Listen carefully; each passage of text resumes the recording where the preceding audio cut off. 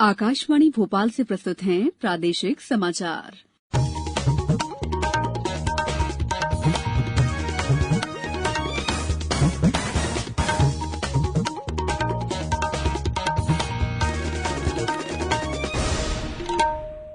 नमस्कार, समाचारों के साथ मैं दीपा सिंह।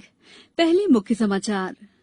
वायुसेना के बेड़े में शामिल हुए 5 रफाल लड़ाकू विमान। रक्षा मंत्री राजनाथ सिंह ने कहा, सेना की ताकत और क्षमता कई गुना बढ़ी।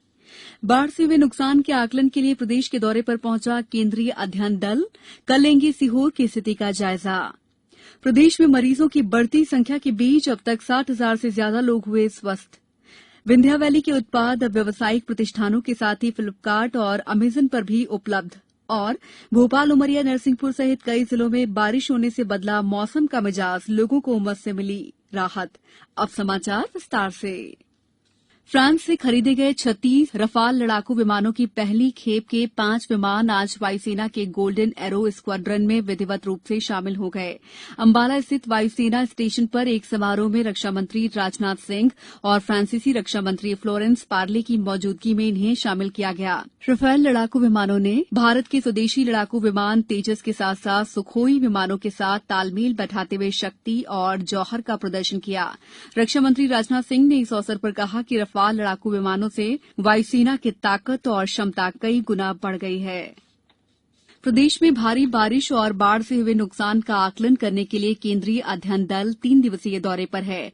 संयुक्त सचिव आशुतोष अग्निहोत्री के नेतृत्व वाली टीम में कृषि, वित्त, जल संसाधन, सड़क परिवहन और राजमार्ग तथा ग्रामीण विकास मंत्रालय के अधिकारी शामिल हैं। केंद्रीय अध्ययन दल कल से बाढ़ प्रभावित जिलों सीहोर, रायसेन, होशंगाबाद, हरदा और देवास का दौरा कर फसलों सहित अन्य नुकसान का आकलन करेगा।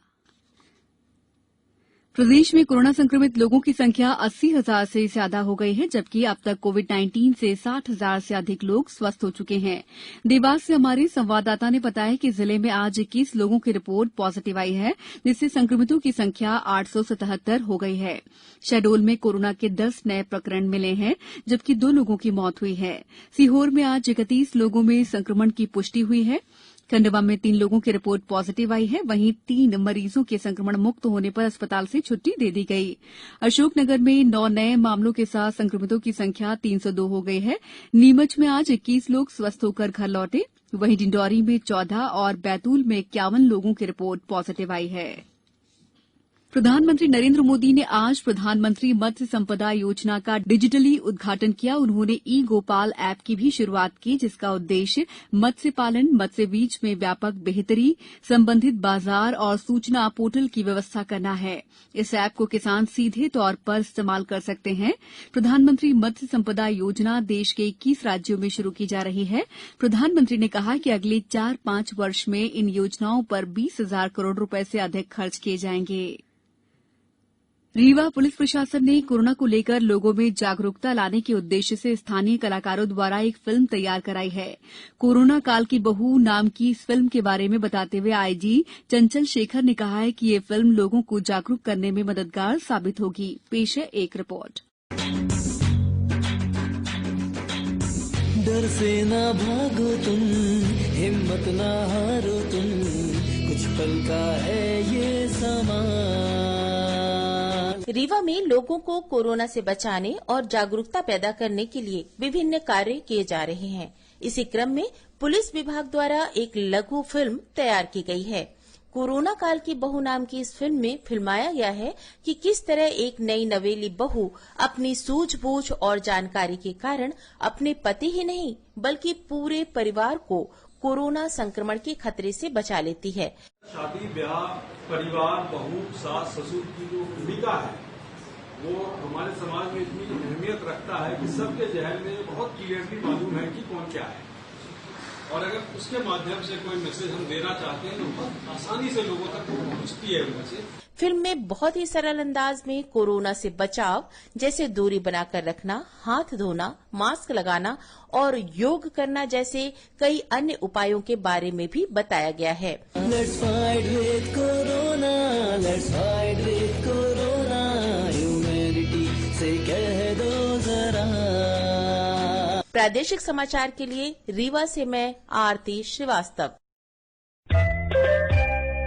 ये समाचार आप आकाशवाणी भोपाल से सुन रहे हैं। हमारे समाचारों को अब आप कभी भी और कहीं भी अपनी सुविधा के अनुसार सुन सकते हैं। ये समाचार बुलेटिन YouTube, ट्विटर और फेसबुक पर AIR न्यूज भोपाल पेज पर सुने जा सकते हैं। इसके अलावा आप हमारी वेबसाइट newsonair.com पर या AIR न्यूज ऐप पर भी समाचार सुन सकते हैं।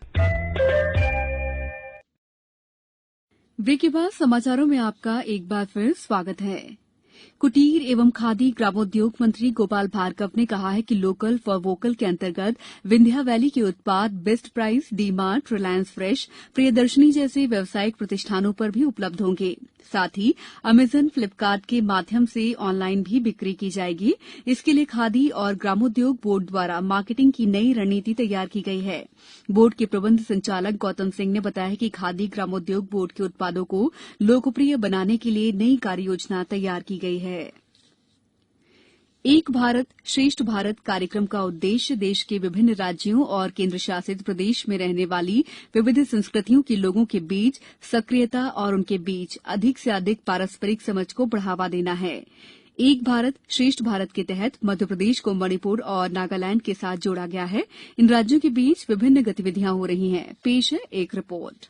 एक भारत श्रेष्ठ भारत अभियान के तहत मध्य प्रदेश हस्तशिल्प और हथकरघा विकास निगम पूर्वोत्तर के कई राज्यों में अपने शोरूम खोलने की योजना बना रहा है। निगम मणिपुर के साथ मिलकर भी हस्तशिल्प और हथकरघा के विकास एवं विस्तार के लिए काम करेगा। मध्य प्रदेश हस्तशिल्प विकास निगम के प्रबंध निदेशक राजीव शर्मा ने आकाशवाणी को बताया कि हम कई राज्यों के साथ सांस्कृतिक आदान प्रदान की पहल कर रहे हैं।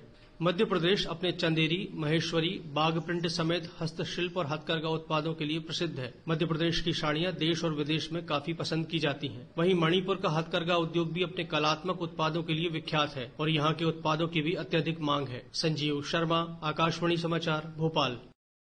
मुख्यमंत्री शिवराज सिंह चौहान ने कहा है कि चंबल अटल प्रोग्रेस वे बनने से क्षेत्र का विकास तेजी से होगा और बड़ी संख्या में उद्योग धंधे खुलेंगे, जिससे क्षेत्र के युवाओं को रोजगार मिलेगा। श्री चौहान आज भिंड और मुरैना जिले के विभिन्न विधानसभा क्षेत्रों के दौरे पर थे। इस अवसर पर मुख्यमंत्री श्री चौहान ने दिमनी में 88 करोड़ और अंबाह में 101 करोड़ रुपए से अधिक के विकास कार्यों का भूमि पूजन और लोकार्पण किया। समारोह में केंद्रीय कृषि मंत्री नरेंद्र सिंह तोमर, राज्यसभा सांसद ज्योतिरादित्य सिंधिया भी मौजूद थे।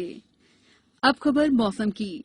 राजधानी भोपाल में आज दोपहर बाद बादल छाने से लोगों को उमस से राहत मिली।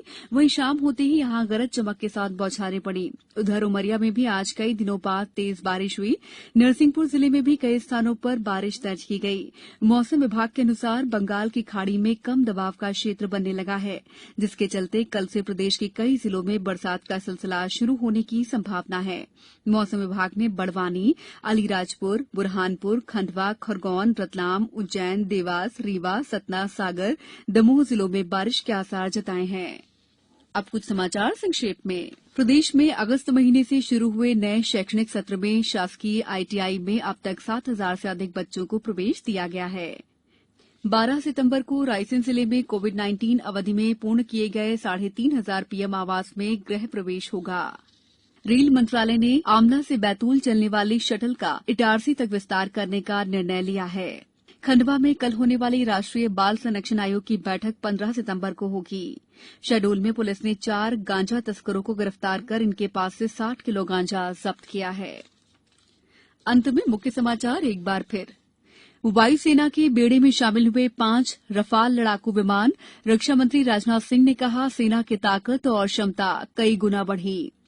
बाढ़ से हुए नुकसान के आकलन के लिए प्रदेश के दौरे पर पहुंचा केंद्रीय अध्ययन दल। कल लेंगे सीहोर की स्थिति का जायजा।